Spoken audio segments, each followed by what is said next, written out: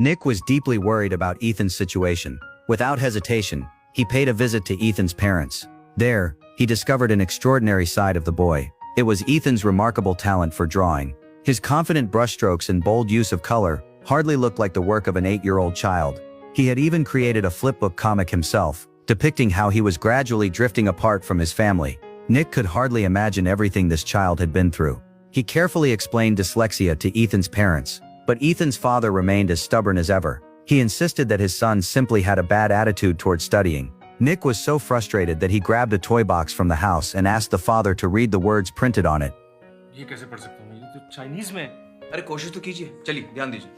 क्या बेकार की बात कर रहे हैं? मैं कैसे पढ़ सकता हूँ? आप बदतमीजी कर रहे हैं। आपका रवैया ठीक नहीं है। ये आप शैतानी कर रहे हैं। In that instant, the father finally understood. Wasn't this exactly what his son experienced every day? The boy could not make sense of the words, yet he had always been blamed for having a poor attitude. The next day, Nick returned to school. As soon as class began, he told the students he wanted to share a story. He said there was once a boy who hated reading and disliked writing even more. Whenever he encountered words, he felt as though he were facing a terrifying enemy. All the letters seemed to dance wildly before his eyes. As a result, his grades were terrible. His classmates and teachers often laughed at him. Ethan became extremely nervous, thinking Nick was talking about him. But in the next moment, Nick held up a photograph and said, "That boy was Albert Einstein." The theory of relativity he later developed shocked the entire world.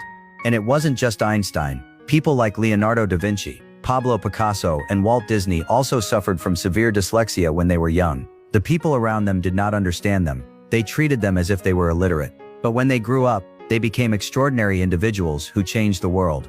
After hearing those words, Ethan felt as if he had finally awakened from a long dream.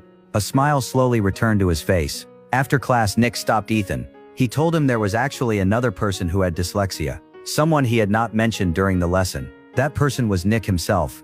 Ethan could hardly believe it. It turned out that Nick had faced the same problem as a child.